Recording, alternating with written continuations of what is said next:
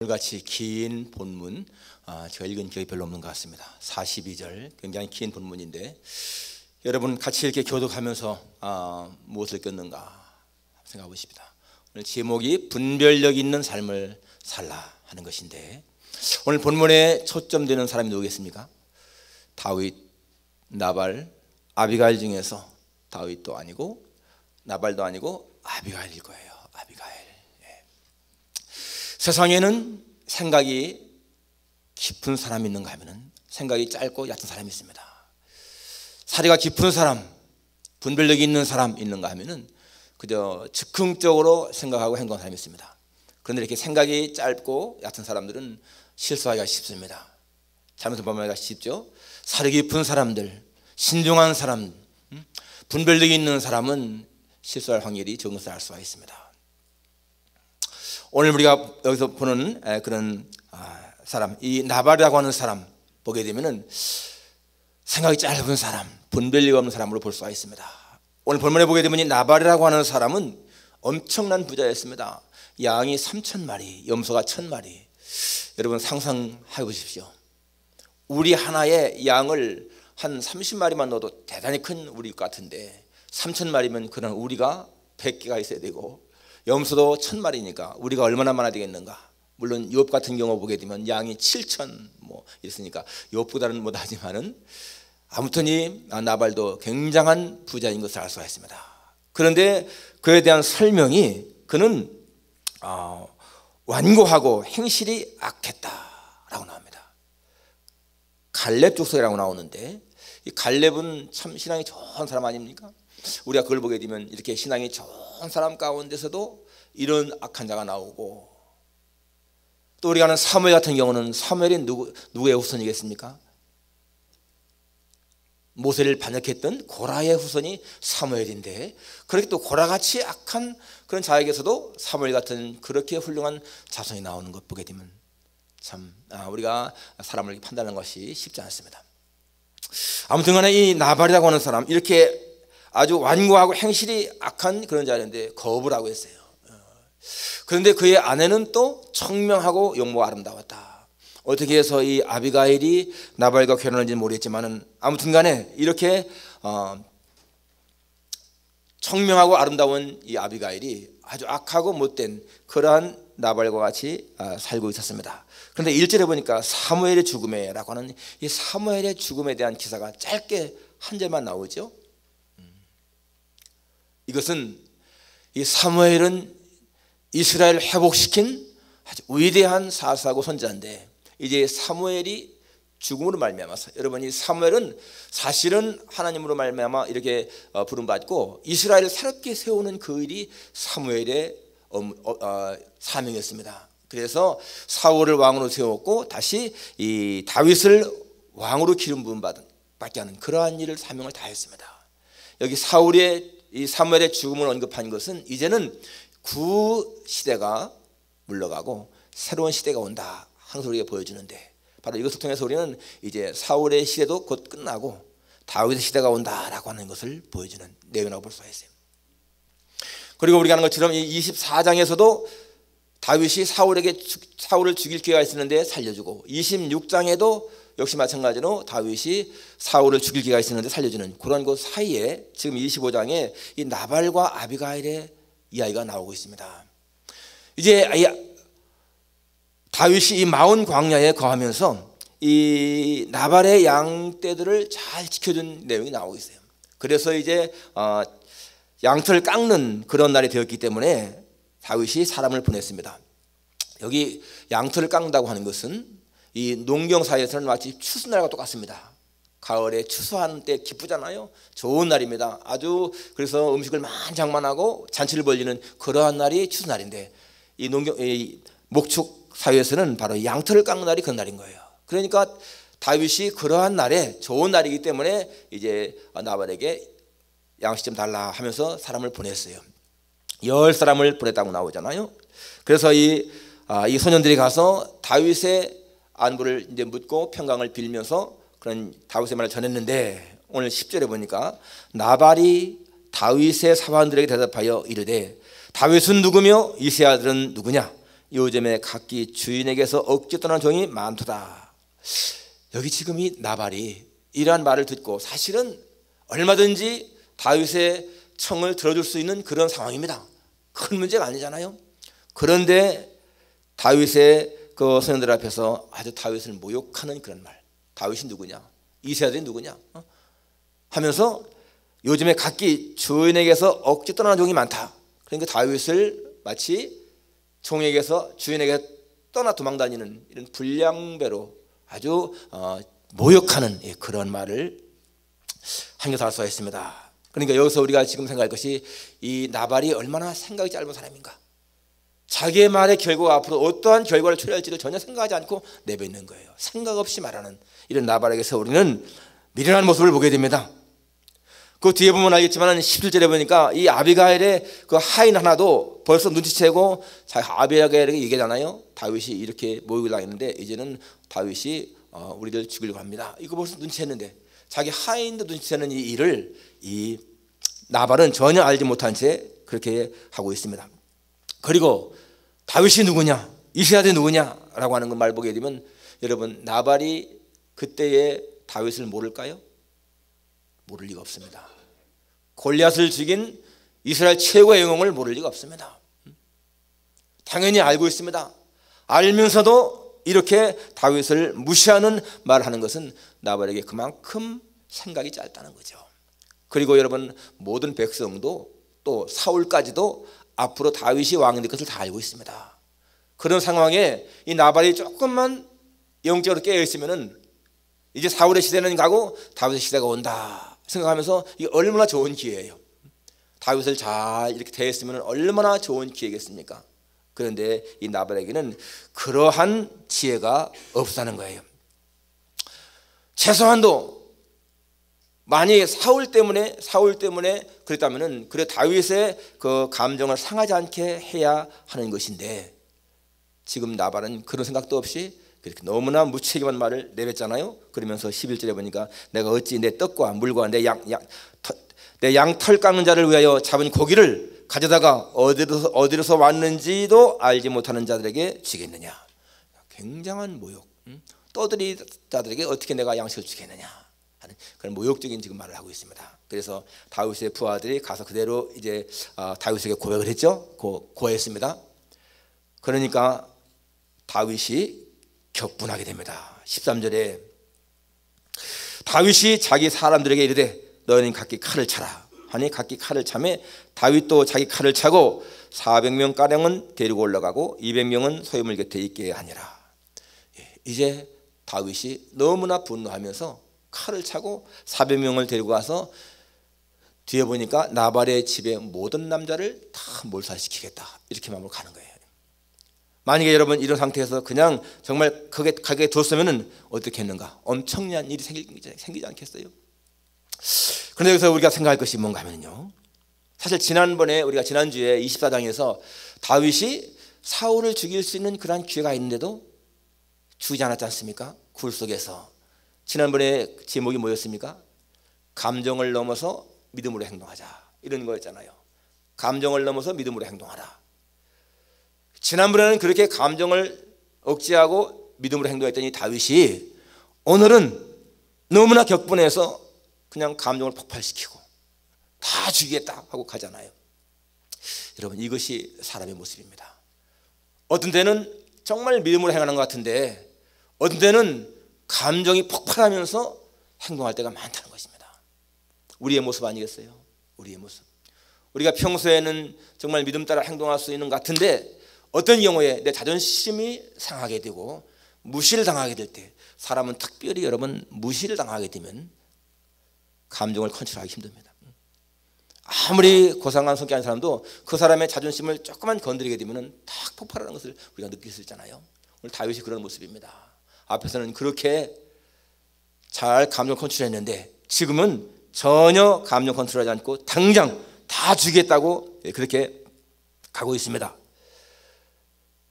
그런데 다행히 14절 이하에 보게 되면 하인들 가운데 하나가 나발의 아내 아비가일에게 말하여 이르되, 그 하인 하나가 아비가일에게 가서 보고하죠. 그 보고하는 내용이 뭔가 하면은 다윗이 전령을 보냈는데 우리 주인이 아주 모욕했습니다. 그리고 그 사람들은 굉장히 좋은 사람들입니다. 우리가 양을 들판에서 칠 때 그때 그 많은 양들을 방목하는데 사실상 다윗이 그 당시에 그들의 양을 얼마든지 뭐 빼앗을 수 있고 칠 수 있는데 그렇게 하나 하지 않고 지켜준 거 아니에요. 그래서 그 하인이 말합니다. 그 사람들이 우리의 담에 대해서 양들을 지켜주었습니다. 우리가 덕을 많이 받습니다. 그런데 그렇게 주인이 모욕했기 때문에 이제 다윗은 우리를 해하려고 결심했습니다. 이제 주인께서 알아서 하십시오. 그런 내용을 말한 거예요. 참 지혜로운 하인. 이 하인 때문에 사실상은 이 아비가일이 지혜로운 행동을 하게 된 것을 알 수가 있어요. 자, 여기에서 이제부터 이 아비가일의 진가가 나옵니다. 아비가일의 지혜가 나오죠. 오늘 이 분별력 있는 삶을 살라라고 하는 것은 사실은 이 아비가일을 모델로 한 그런 내용입니다. 아비가일처럼 그렇게 분별력 있게 지혜롭게 행동하라 하는 것입니다. 첫째로 이 아비가일은 다윗의 분노를 가라앉히는 일을 앞장서 합니다. 처음에 생각하기를 18절에 아비가일이 급히 떡 200덩이와 포도주 2가죽 부대와 음식을 준비하는 거예요. 먹을 것을 떡 그리고 포도주 또 고기, 곡식, 과일 이런 것들을 다 준비해서 자기가 직접 나귀를 타고 이제 다윗을 찾아갑니다.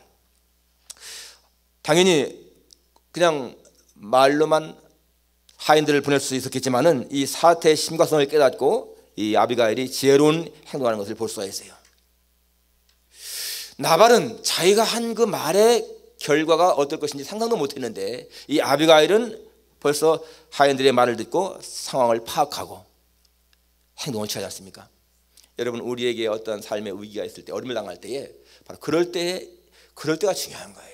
그 사람이 정말 지혜로운 사람인지 분별력 있는 사람인지 사려 깊은 사람인지는 평소에는 모르는데 어떤 어려운 일을 당할 때 지금같이 어려운 일을 당할 때 만일 여러분 여기서 지금 아비가일이 그냥 손 놓고 있었으면은 이 나발 집안의 모든 남자는 다 죽었을 거예요. 그런데 이 아비가일은 재빨리 그 사태를 생각하고 분별력을 가지고 지금 분노한 다윗의 노를 풀기 위해서 무엇이 지금 필요한 것이냐? 다윗에게는 음식이 필요한 거거든요. 음식. 그리고 상한 자존감을 해소시키는 게 중요하지 않습니까? 그래서 지금 이 아비가일이 다윗을 찾아가는 겁니다. 두 번째로 이 아비가일의 행동에서 중요한 것이 뭔가 하면 이 남편에는 알지 않았다. 여기 19절에 보니까 마지막에 그의 남편 나발에게는 말하지 아니하니라 라고 했습니다. 여러분 만일에 이 아비가일이 미련한 사람이었으면요 어쩌면은 남편에게 지금 다윗이 우리를 죽이려고 하는데 우리 막아야 되지 않겠느냐 방어해야 되지 않겠느냐 그렇게 말할지도 모르겠어요. 그럼 다 죽는 거잖아요. 그리고 또 설령 좋은 마음으로 이렇게 다윗에게 내가 가야 되겠습니다 라고 했더라도 나발은 분명히 반대했을 거예요. 그랬으면 일을 그랬을 겁니다. 그런데 이 아비가일은 자기 남편에게 말하지 않았다. 어떠한 일을 당할 때 여러분 누가 나를 돕는 사람이고 누가 나를 어렵게 하는지를 분별할 수 있는 지혜 이게 중요한 것입니다. 내가 누구에게 내 사정을 말하고 도움을 구해야 할 것인가 이게 중요한 것이죠. 우리는 많은 경우에 여러분 어떤 사람을 정말 믿고 내 심중을 다 털어놨는데 그 사람이 그걸 다 소문내가지고 마음 상할 때가 많이 있잖아요. 저도 과거에 그런 걸 처음 했습니다. 어떤 사람을 믿고 내가 그 사람에게만 어떤 사실을 이야기했는데 다른 사람에게 다 말하는 바람에 아주 난처한 그런 일을 당한 적이 있어요. 내가 미련한 거죠. 분별력이 없는 거지. 그런 사람 믿으면 안 되는데 아마 여러분도 그런 걸 체험하실 거예요. 그게 분별력입니다. 정말 저 사람이 나의 편인가 나를 위한 사람인가 아니면 자기의 이익을 위한 사람인가. 여러분 사기당하는 사람들은 거의 다 그렇습니다. 다른 사람을 믿거든요. 믿으니까 사기당하잖아요. 분별력이 부족한 것입니다. 오늘 이 아비가일의 태도는 굉장히 지혜로운 것을 볼 수가 있어요. 남편에게 말하지 않고 찾아갑니다. 그리고 세 번째 이 아비가일의 태도 보게 되면 자신을 낮추는 겸손함이 있습니다. 오늘 이제 이 본문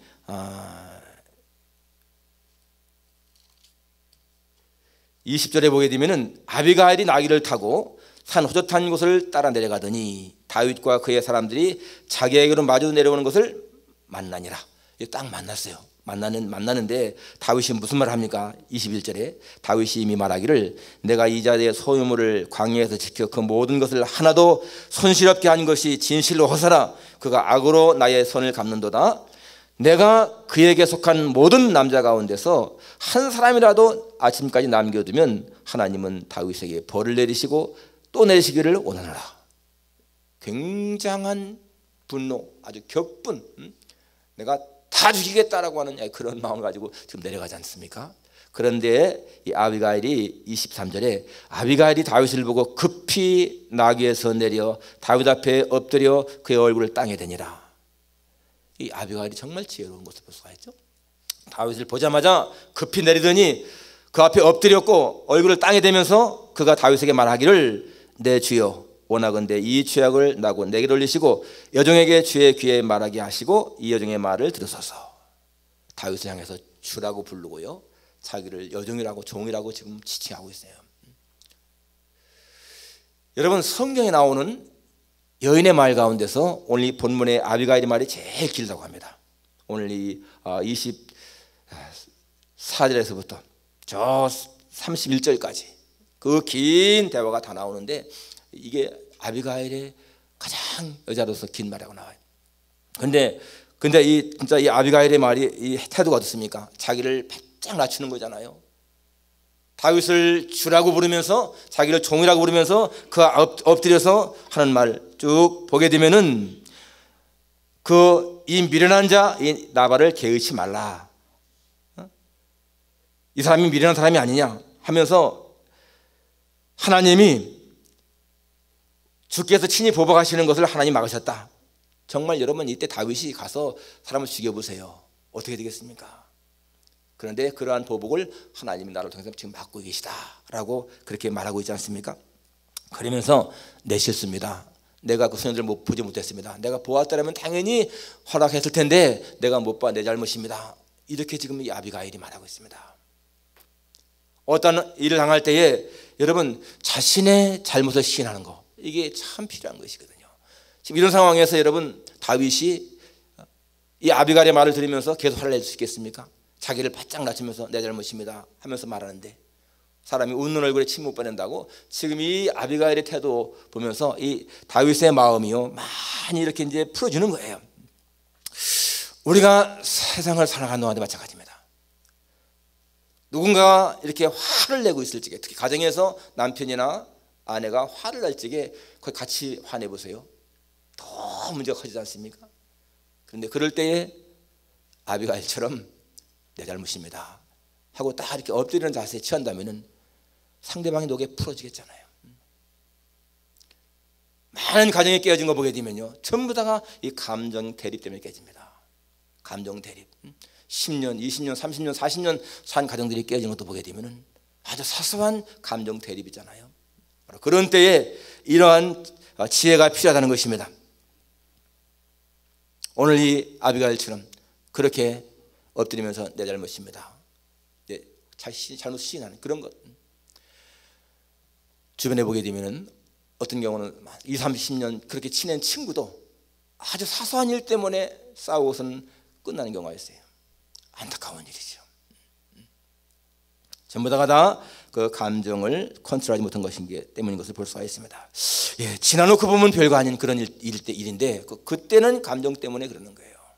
오늘 아비가일에게서 우리가 배울 수 있는 것이 바로 그겁니다. 자신의 잘못으로 시인하는 것. 한 가정에서 문제가 있을 적에 내 잘못입니다 라고 시인하는 것. 여러분, 그것이요 문제를 쉽게 풀어가는 아주 중요한 것입니다. 자신의 잘못을 시인한다고 해서 지치는 것이 아니라는 얘기예요. 그렇게 잘못을 인정하는 것이 오히려 이기는 것인 것을 알 수가 있습니다. 자, 그러면서 네 번째 마지막에는 이 아비가일이 다윗을 향해서 하는 말이 뭔가 하면은 당신은 하나님 앞에 소중한 사람이다 라는 고백이에요. 그 뒤를 쭉 우리가 읽어보면 나오지만은 당신은 하나님 앞에 정말 존귀한 사람이다, 이러한 일을 할 사람이 아니라는 거예요. 이렇게 사람을 죽여가지고 나중에 후회할 그런 일이 아니라는 것입니다. 여기 보십시오. 28절에도 보면 주의 영의 허물을 용서하여 주옵소서. 여호와께서 반드시 내 주를 위하여 든든한 집을 세우시리니 이는 내 주께서 여호와의 싸움을 싸우시며 내 주의 일생에 내 주께서는 악한 일을 찾을 수가 없습니다. 지금 다윗을 향해서 다윗이 이렇게 싸우는 일, 이것은 하나님의 싸움을 싸우는 것이다. 사람의 일이 아니라는 겁니다. 그리고 쭉 또 나오죠. 만일에 사람이 일어나서 내 주를 쫓아내시 내 주의 생명을 찾을지라도 내 주의 생명은 내 주의 하나님 여호와와 함께 생명 싸개 속에 쌓였을 것이라. 절대로 하나님이 내 주의 생명을 원수들에게 맡기지 않는다는 겁니다. 생명 싸개 속에 넣어서 지키신다 하나님이. 그리고 원수들은 다 죽게 할지라도 하나님이 내 주는 지킬 것이다. 자, 그리고 30절에도 내 주를 이스라엘의 지도자로 세우실 때에 분명히 하나님이 당신을 왕으로 세운다 이렇게 고백하잖아요. 그리고 그 다음에 중요한 말합니다. 31절에 내 주께서 무죄한 피를 흘리셨다든지 내 주께서 친히 보복하셨다든지 함으로 말미암아 슬퍼하실 것도 없고 내 주의 마음에 걸리는 것도 없으시리니. 만일에 정말 지금 사람을 죽이면 앞으로 내가 보복했구나, 내가 살해했구나 하는 것 때문에 후회할 텐데 지금 참으시면은 그런 후회가 없을 거 아닙니까? 여러분, 이 아비가일의 말이요, 너무도 논리적이고 너무도 신앙적이고 너무 조리 있는 말이에요. 너무 타당한 말이에요. 다윗이 어떻게 합니까? 다윗이요, 이 아비가일 말 듣고는 감탄합니다. 탄복하지요. 그래서 32절에 다윗이 아비가일에게 이르되 오늘 너를 보내어 나를 영접하게 하신 이스라엘 하나님 여호와를 찬송할지로다. 또 내 지혜를 칭찬할지며 또 내게 복이 있을지어다. 정말 이 다윗이 아비가일의 말을 듣고는 수긍이 되는 거예요. 내가 만일 지금 감정을 참지 못하고 사람을 죽이게 되면 어떻게 됐을까? 이거 엄청난 실수할 뻔했는데 아비가일을 통해서 나를 막아주시는 하나님께 감사하고 또 그의 지혜를 칭찬하고 있습니다. 여러분, 오늘 우리는 본문을 통해서 알 수 있는 것이 중요한 교훈이 뭔가 하면요, 미련하면 죽고 지혜로우면 산다는 겁니다. 만일 정말 여러분이 나발이 조금만 지혜로웠으면 다윗의 청을 들어주었으면 자기가 많은 재단도 지키고 아내와 더불어서 잘 살 수 있을 텐데 그 잘못된 생각 때문에 자기 목숨 잃고 모든 재단 다 잃어버리고 아내까지 빼앗기는 불행을 당하지 않습니까? 여러분, 이 아비가일의 행동이 왜 정말 중요한 것인가? 만일에 아비가일의 역할이 아니었으면 어떠한 일이 생기는가 한번 생각해 보십시오. 다윗은 나발 가문을 다 몰살시켰을 겁니다. 그렇더라면 어떤 일이 생겼을까요? 그동안 이스라엘 백성들에게 쌓아온 다윗의 명망, 그 선한 이름이 망가지지 않았겠어요? 앞으로 왕이 된다 할지라도 사람들은 말할 겁니다. 저 사람은 살인자, 자기 백성을 무참임하게 몰살시킨 사람, 그러지 않았겠어요? 정말이지 다윗이 회복할 수 없는 그러한 치명적인 일을 당할 것인데 오늘 이 아비가일이 구원받을 수가 있습니다. 그리고 또 한 가지 우리가 알 수 있는 것이 뭔가 하면은 이 나발의 완악함하고요, 다윗의 혈기를 이용해서 사탄이 다윗을 넘어뜨리려고 하는 그러한 시도를 아비가일의 지혜가 막았다는 거예요. 다윗 사람이기 때문에 감정 폭발할 수 있지 않습니까? 이 나발의 완악함, 그 못된 것, 그리고 이 다윗의 그 분노, 그거를 이용해서 사탄이 다윗을 넘어뜨리려고 하는 그러한 시도를 바로 이 아비가일의 지혜를 통해서 그렇게 막았다. 예. 결국 하나님은 다윗을 통해서 일으키시는 신정국가 이 이스라엘의 모든 일에 간섭하시고 좋은 길로 인도하신다는 겁니다. 이것은요, 다윗에게만이 아닙니다. 오늘 우리의 삶도 마찬가지입니다. 우리의 모든 삶도 하나님은 개입하셔서 가장 좋은 길로 인도하십니다. 그렇기 때문에 성경은 말씀하기를 모든 것이 합력하여 선을 진다고 하는 말씀을 기억해야 돼요.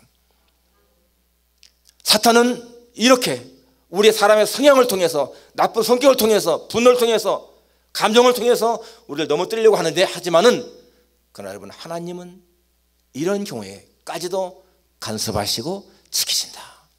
오늘 우리가 성령의 도우심이 아니면은 할 수 있는 많은 실수들, 그런 것들을 하나님이 막으신다는 것. 우리가 생각하게 되면 여러분 얼마나 감사한 것인가. 그리고 여러분 이 불신앙자, 미련한 자, 이런 그 나발을 통해서 우리가 기억해야 할 것은 정말 여기 나발과 아비가일이 보여주는 그런 삶이 무엇일까? 여러분 다윗은요 예수님의 표상입니다. 예수님의 모습인 거예요. 다윗을 바라보는 이 두 사람의 관점의 차이를 보십시오. 나발은 무시하고 멸시하지만은 아비가일은 그를 인정하고 존중하지 않습니까? 바로 예수님을 대하는 자세인 거죠. 나발은 불신자의 모습인 것이고 아비가일은 예수님을 영접한 사람의 모습인 거라는 거예요. 결국 뭡니까? 예수님을 무시하고 멸시한 나발 같은 사람은 망하는 것이지만 아비가일 같이 그렇게 예수님을 인정하고 영접하는 사람은 복을 누리게 되고, 여기서 지금 아비가일이 다윗의 아내가 된다고 하는 것은 바로 예수님을 영접한 사람이 예수님의 신부 되는 것을 보이지 않습니까? 지혜로운 것이죠. 분별력 있는 것입니다. 여러분 우리의 삶을 살아가는 동안에 정말 하나님 주시는 그러한 지혜를 가지고 예수님을 바라볼 때에 분별력 있는 그러한 행동, 예수님을 나의 구주로, 남편으로, 왕으로 영접하는 그러한 삶이 얼마나 중요한 것인가. 나 아비가일의 지혜를 통해서 우리 마음에 새길 수 있기를 주님의 이름으로 축원합니다. 기도하겠습니다.